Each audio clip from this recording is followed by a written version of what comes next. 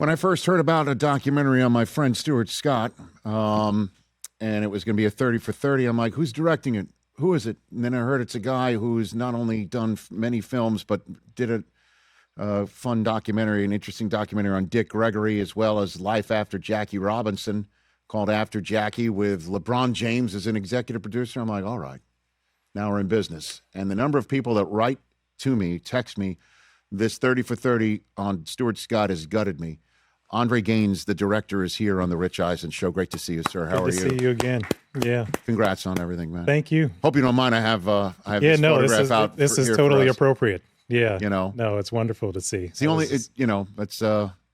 that's us back in the day. I mean, that's what I grew up on. Dude. I told you. Guys I know you told me that. Woke me up, put me to bed. Yeah. But I mean, wow. I mean, what a, first of all, how did you get involved to start? The blessing was ESPN actually called me. I've been in the business for a little while, so I know a number of folks. Sure you do. And Marcia Cook is a good friend of mine. Actually gave me a call. You mentioned my film, Dick Gregory, one and only Dick Gregory. Yes. I'd seen that movie and a couple other films of mine, and asked me to do this. They didn't know how big of a fan I was, prior to calling me. They didn't know that I had studied journalism, which were, alma mater mates at Northwestern University, and that, was enamored with Stuart. And so it was 1,000 times yes, as soon as they gave me a call to actually do it. And then I met Taylor and Sydney and his daughters, Stuart's daughters, and the rest of the family, and it just was kind of off to the races after that. Yeah, so, yeah. And how long? That was in the hopper for a while. It was in the hopper, yeah, for a good while. I was just telling a friend that the first call that I got about it was like late 2022, and we're shooting another movie in 2023, and right. So then we finally got really started. I think I'd interviewed Sydney, because she was overseas. This is Stuart's youngest daughter. And she was going back overseas to study. She was in school. And I had interviewed her in Christmas of 23. And so that process was kind of over that whole time. Right. And then I think we first announced it in spring of 24. And you were one of the first people to raise your hand, which was, was beautiful. I'd do anything to keep his memory alive and people talking about it. Right. Know? I mean, because it's amazing. Or it's amazing. It's not amazing. It's just, he's been gone 11 years. Yeah, it's incredible, to think of it being that. Just last month? That long. Just last month. Yeah. 11 years. It's 11 months. 11 years on the 5th of January. I'll never obviously forget that day. Yeah. Back here on the Rich Eisen Show with our radio audience just rejoined us. We're already off and running on our TV side of things, ESPN2, Disney Plus, and the ESPN app, with Andre Gaines, the director of the Stuart Scott 30 for 30 Boo-Yah, where everybody could still see it. It's I still get texts out of the blue from people saying how gutted they are. Likewise. By this documentary. And, when you and I were talking about it last December, we were out there in New York when it first came out, and you asked me, hey, have I seen it, what I think? And I said I couldn't bring myself to watch it yet, and that I was going to sit down with my kids because they're 17 and at the time 14 and 12.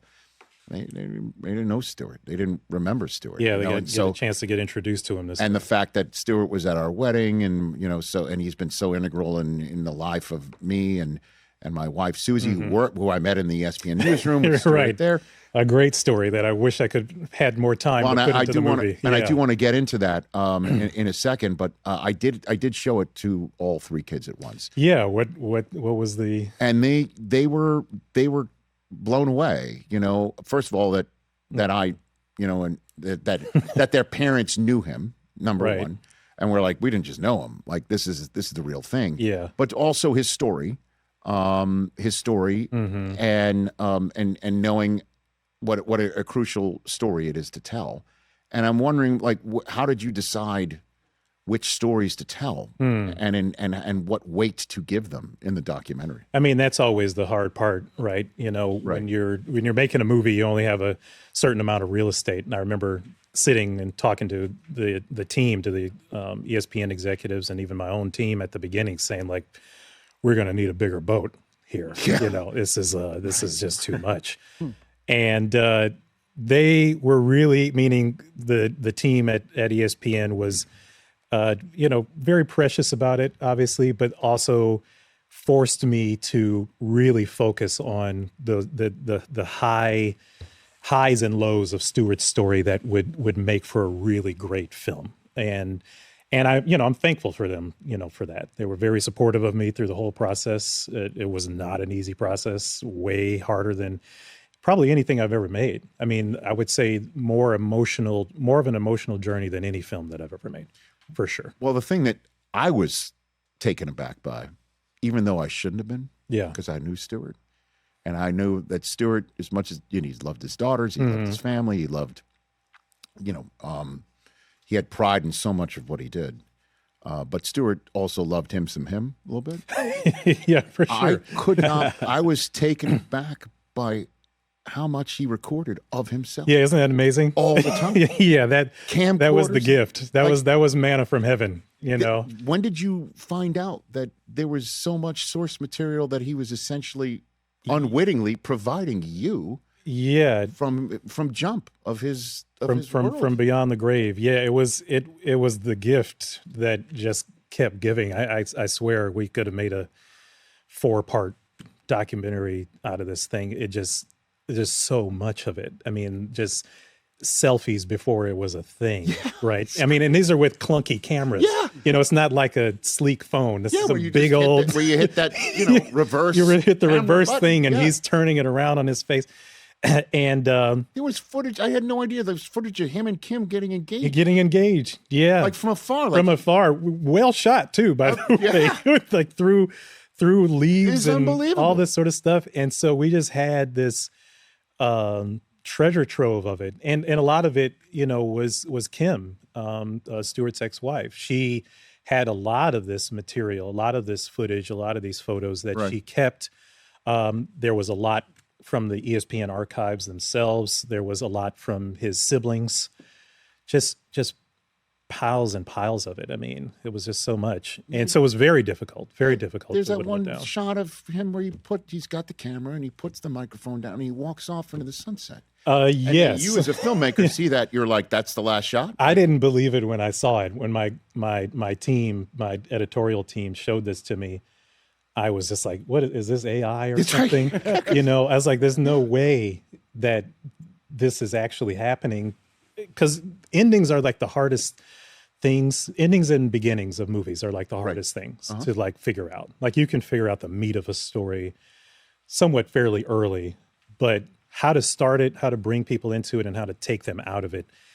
And the fact that we had this, which was our ending, you know, this was the ending of the movie, which we started with. We started the process of making this movie, knowing that this was the end. So you had that source material. We had that pretty early. Okay. Yeah. So you worked and so backwards? we just worked backwards. No kidding. Yeah. So it's that everything that we're doing needs to serve two things. It needed to serve this ending of him walking literally off into the sunset, and it needed to serve his ESPY speech.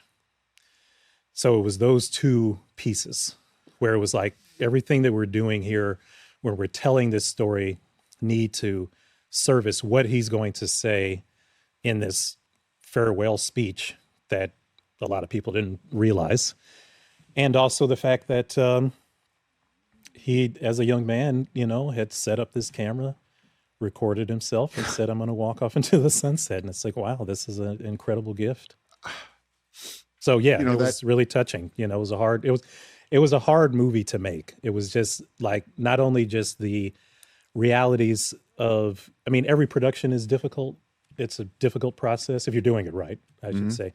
But just getting to know Stuart as a fan in this process, yeah, it was just really hard. And when we, you know, cut sort of the sequence where he does ultimately pass away, I was working with my editor, on that, Cinque Northern, and I didn't hear from him for a couple of days. What do you mean? Well, he had taken my notes and normally would turn them around pretty quickly to me, but I didn't hear from him for a few days, and I said, "Hey, what's going on?" And he's like, text me back, I'm messed up. I'm really messed up. And he sent it to me. He's like, "Yeah, you're not going to be able to make it through this." And I like to watch, when I'm watching any part of the film, I like to watch the whole thing, kind of like from beginning to end. And I remember sitting on the couch and watching this and kind of getting to that moment where you're saying people keep texting you about. Mm-hmm. And I said, "Oh boy." I said, "Yeah, here it comes." I just sort of felt it kind of wave, come over me when we got to this moment in the story. And it still hits me even now. Me too, man. Just you, Andre Gaines here, the director of the 30 for 30 Boo-Yah, on Stuart Scott here on the Rich Eisen Show. When you just mentioned the ESPY speech, that gets me every time. And it's not just the context of it and how sick he was and the message, which is beautiful. What gets me, even right now, is one of the first things the two of us did outside of SportsCenter that made us feel like we're a team. Mm-hmm. This is it. We've arrived. Is we used to do the pre-ESPYs show. Right. Up in the balcony that Dan and Keith used to do. Right. Okay. And we're like, so Dan and Keith had graduated from that. And now here we are. All right. Like Dan and Keith always referred to it as like the old man Muppets, up in right. part of on the Radio City balcony. Music, Yeah, right. right. and here we were doing this. And it was just moments, after Jim Valvano had passed and his speech would have already been iconic. And if you had told me that Stuart would be in the same position, yeah, I can't even think about it without getting choked up. Yeah. That he would wind up being the same situation. It would come full circle. It would. That he would meet the moment as well. Right. That doesn't surprise me because he met every moment. And that's the other part about this story too that I think you nailed is the joy. His joy. He was a joyful man. Yeah. He was a child. He was a total child. Yeah. He was a man child, right. which is why kids loved him. Right. Which is why people watching SportsCenter loved him because he was joyful. He was a child. And it was just so relatable. It was just so relatable. It was easy to like fall in love with Stuart. And as somebody who grew up on him and you, and I've said this to you off camera. I feel the same about you. Oh, no. Not that you're asking for this. Not at all. Not that you're asking for it, but, not at all. The truth is the same. It's just like about you. And I think that it just was the fact that you guys were coming into, our living rooms on a daily basis. And back when that was like the only thing, there wasn't all of the distractions of social media and all of the distractions of streaming and all the, there's so many different ways to consume now that it was just this one way. Yeah, we did it in a time where we were actually informing people maybe for the first time or showing them the videos that now you could see in the palm of your hand. So that it's a different era. Yeah. Now, I mean, and in terms of, the source material that you do have, okay, can't something be done with it? Like, are you talking about doing more? Possibly. Because I know from our interviews, I'm sure you. I'm sure you interviewed, everybody for the same amount of time, and then the fact that you boiled in his upbringing, his ascension, his plateauing, and then his meteoric rise, then his illness. All in a 90 minutes. I mean, there must be so much more material there is. that I think fans would love to see. Yeah, we just ran out of time. I mean, we talked about potential podcasts. We talked about shorts. We talked about other media, things like that, to be able to kind of expand it. There was only a handful of people, just to be clear, that I talked to as long as you and I talked. okay. You know, just by the way, we talked to a lot of people because everyone wanted to talk. Of course. Everybody wanted to talk. And one thing that I thought was really interesting that I didn't end up putting in the movie was the fact that nobody thought Stuart wasn't going to beat it. Well, that's the youth. With That's the joy. Right, because he was so exactly full of life. Somebody I mean, you actually said this. I think I told you this, that you were how I found out about his passing. So it was on your show, NFL Network. and NFL Network. That's how I found out about it, about him passing. And Me too, by the way. yeah, you say like 10 minutes. Yeah. And so the only two people that really felt, something was not right, which I did put in the movie, was Taylor, and then his dear friend Barb Lee. But again, if you're looking at anybody, it's going to be Stuart that's going to be able to make it. But at the end of the day, we're all mortal, and thank God of the life that he did give us. I mean, he's 49 years old. He lived three lives in that period of time. I think anybody could be lucky to achieve a modicum, of what it is that he was able to in that period of time. It's really an extraordinary life, to be able to do that much in that period of time. Andre Gaines here, the director of the 30 for 30 Boo-Yah. Actually, I just said it the way that he spelled it. I think I told you that story, right? That he used to spell everything out on his shot sheets. Yeah. All of his catchphrases. He would get the shot sheets in the middle of the commercial break. Mm-hmm. He would ask the lights to go up because his eyes were bad.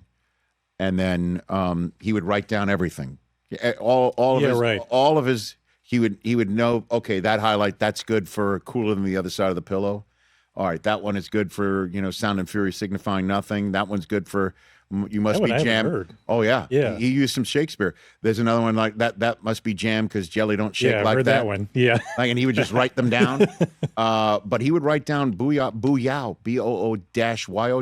I know that doesn't fit the narrative, but yeah, that's right. That's what he would say. Yeah, that was the initial iteration of what we heard. That was it. But Boo-Yah was, I think, placed into the lexicon along with Stuart with Jerry Maguire. Yeah, there was like T-shirts and stuff. And then when SNL did it, yeah, that was the end of it. Oh, sure. Yeah, that was good. He was not. He can't. I think I told this story too. You remember that the Sweet Sassy Molassie? Oh yeah, Ray Romano. Okay, where Tim Meadows played Stuart, yeah, and then Ray Romano played some guy. Wasn't me. I don't know who he was playing. I don't know. He's just playing just generic just sports a generic center sports anchor. center guy. But it was like his first day or something, right? That was the and he came in and Sweet Sassy Molassie, and they just did all that. Stuart comes in. He acted upset. And I'm like, oh, what upset it being, dude, being lampooned on SNL? That's the highest honor. It is. That's what I told him. That's the highest honor. You made it if you've been made. And then he's just like, well, would you have been happy if Ray Romano had your name on it doing, this? I'm like, no, not so much. It was BYOB. Bring your own Boo-Yah. Great. He was not. He came out. I'm like, that's the end goal. That's my youngest son, my 6-year-old, is saying Boo-Yah now with no idea why. That's what it's all about. Yeah. So a few minutes left here with Andre Gaines. I'll be straight up with you, man. I mentioned it here on the show the other day. Mm-hmm. I'm in the stadium, Super Bowl 60, watching the Bad Bunny halftime. And I'm like, boy, this guy is doing his thing, talking about himself. He is genuinely himself. Lots of people are saying, don't be genuinely yourself. And he's doubling down. He's tripling down. Quadrupling down. Yeah, right. And I'm like sitting there thinking, who does this remind me of? Exactly. I swear to you, I thought this watching Bad Bunny's halftime show. And I'm like, this is what Stuart would have done. Yeah. If he was in Bad Bunny's shoes. Well, he did that every night on He'd be out there SportsCenter. on the set.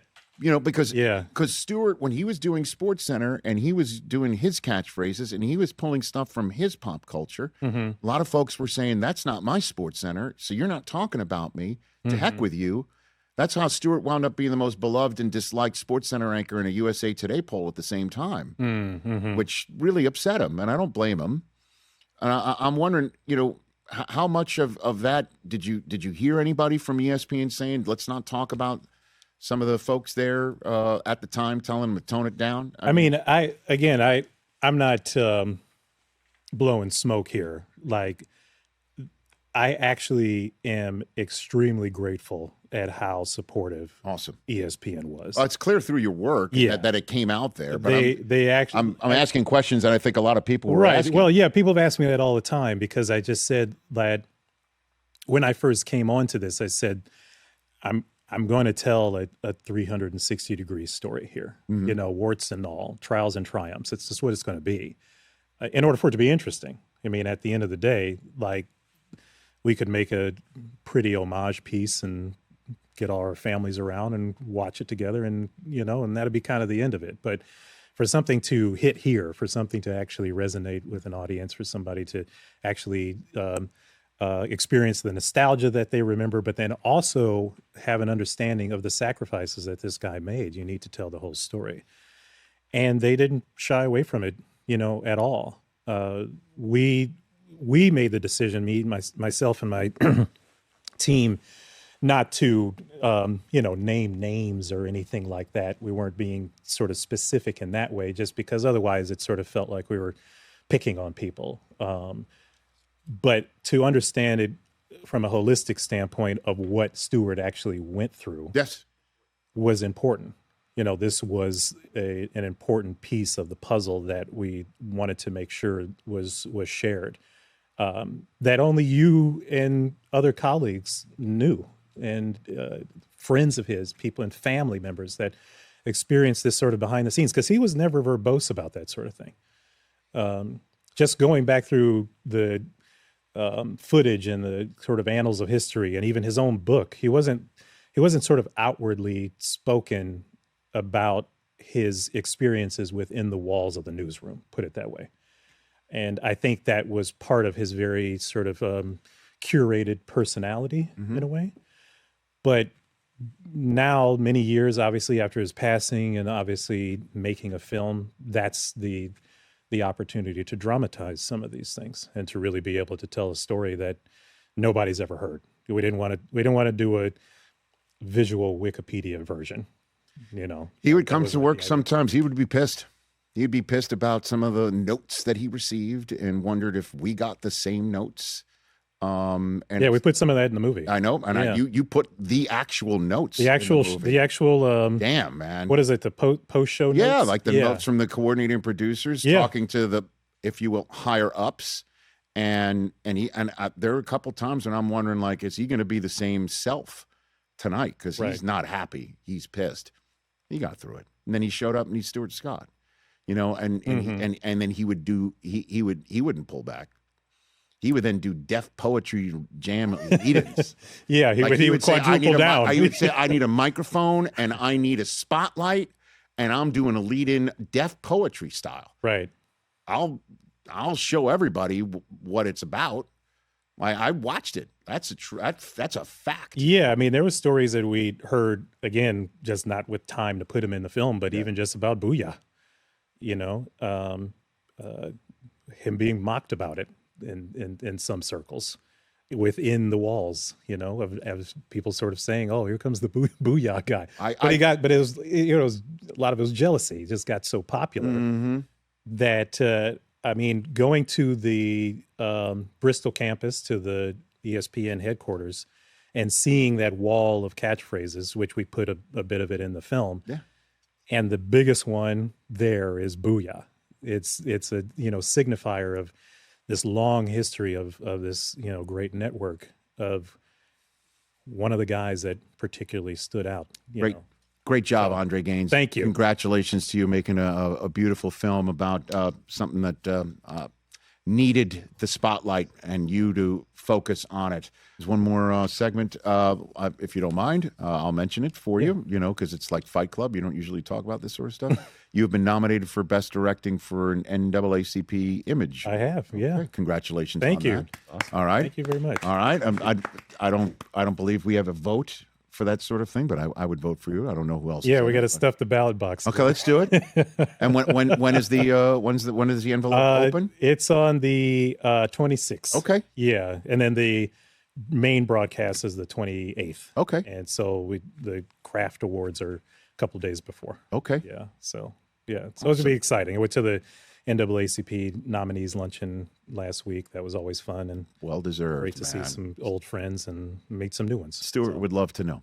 He would love to know that you did this. I'm for trying him. to bring it home for him, man. You know, he inspired me to make this film, and it's always great to be recognized. It is an honor to be nominated, Yes. and to also be with your fellow nominees, and it's not easy, you know, to get to that level in any regard. Well, I'm sure you know. Very proud of it. You've learned about Stuart as much as you have. Stuart would say thank you, and also you're welcome. Yeah, exactly. yeah. Is what he would say to you. Yeah. No, it was great. It's been Yeah, we just had Tim Hardaway Sr. here the other day, and he was telling Stuart stories.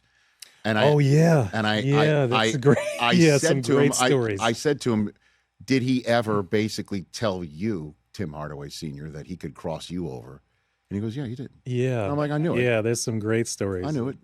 From Hardaway for sure. I mean, and the you know that commercial he did with Kenny Mayne where he's you know yelling at the kids about how like what you need to on do. the man. Yeah, right. there's a little bit of truth. I think there's a lot of truth.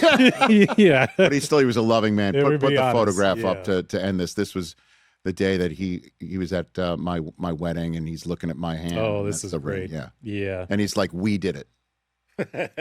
That's the smile. That was the we did it We smile. did it moment right there. Yeah. Thanks for coming on, Andre. Thank you, Rich. Best of luck. It's good to see you. Bring home the gold. Yeah, God bless you. Same. Thank you. Hey, you made it all the way to the end. Thanks for that. Check us out every single day streaming live on Disney Plus and the ESPN app 12 to 3 Eastern.